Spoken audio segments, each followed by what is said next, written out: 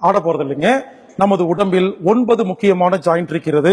Angle joint 1, knee 2, hip 3, backbone 4, shoulder 5, elbow 6, wrist 7, fingers 8, neck 9. இங்க பாருங்க, இந்த 9 ஜாயிண்ட்ல தான் ரத்தம் சுத்திகரிக்கிறது. பிளட் பியூரிபிகேஷன் 9 பிளேசஸ்ல இருக்குது. இந்த 9 ஜாயிண்டை யாரு ஆட்டி விடுறீங்களோ ரத்தம் தன்னை தானே சுத்தம் செய்து உடம்பை தன்னை தானே புதுப்பிக்கிறது. அங்கதான் போன் மேரோஸ் இருக்கு, லிம்பாட்டிக் லிக்விட் சுரக்குது, நீர். இங்க பாருங்க, எனக்கு தெரியாதுங்க, இந்த 9 ஜாயிண்ட்ல ஏதோ ஒரு ஜாயிண்ட் லாக் ஆச்சுன்னா உடம்பு தன்னை தானே குணப்படுத்தும் தன்மையை இழந்து விடுகிறது. எனவே இப்பொழுது நான் உங்களுக்கு இந்த 9 ஜாயிண்ட எப்படி ஆற்றுறதுன்னு 9 நிமிடத்தில் ஒரு பயிற்சியை சொல்லிக் கொடுக்க போகிறேன். சிம்பிள். உங்களை பெரிய யோகாலாம் பண்ண சொல்லல, தலையில நிக்கலாம் வேண்டாம். சிம்பிள். 9 நிமிடத்தில் 9 ஜாயிண்டை எப்படி ஆட்டுவது செஞ்சு காமிட்டுக்கலாம். இல்ல மனப்பாடம் பண்ணிக்கங்க. ஃபர்ஸ்ட் ஜாயிண்ட் ஆங்கிள் ஜாயிண்ட், கணுக்கால். இங்க பாருங்க, கால் 1 அடி அகலம், இடுப்புல கை. இங்க பாருங்க, 10 முறை வலது பக்கம், 10 முறை இடது பக்கம். இங்க பாருங்க, 10 முறை வலது பக்கம், 10 முறை இடது பக்கம். ஹலோ, நல்லா பாருங்க, இப்படி ஆட்டணும். சில பேர் வீட்டுல போய் ஆட்டி பாருங்க, என்ன சுத்தவே மாட்டேங்குது. நம்ம கால் தான் சுத்தாது, சுத்தி 45 வருஷம் ஆச்சு. பார்க்கலாம் எத்தனை பேத்துக்கு ஆடுது.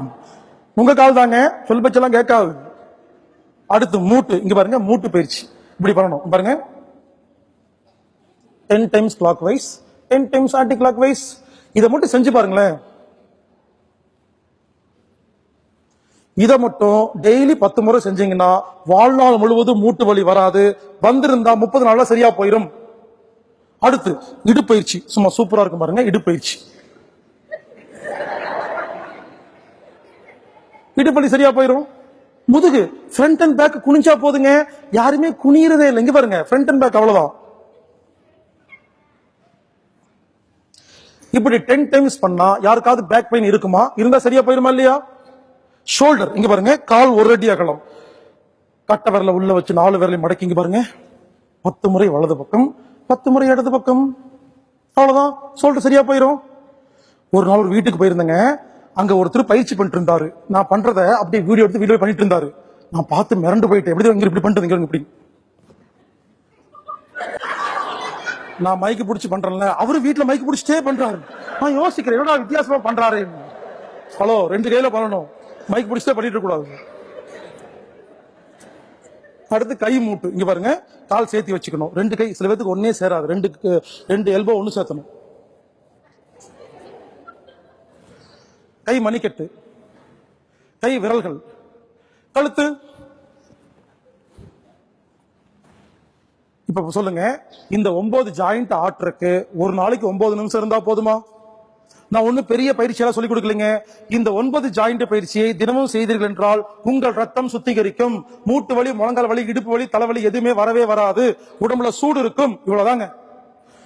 இதுல என்ன தெரியுமா காமெடி? கடந்த 8 வருஷமா நானு India, Ilangai, Singapore, Malaysia, Dubai, Abu Dhabi, Sharjah, Bahrain, Kuwait, Qatar, Muscat, France, German பல்வேறு நாடுகளுக்கு டெய்லி பயணம் பண்ணி மேடையில இந்த 9 ஜாயிண்ட் பயிற்சி ஆட்டி ஆட்டி காட்டுறேன். ஆனா என்ன தெரியுமா நடக்குது?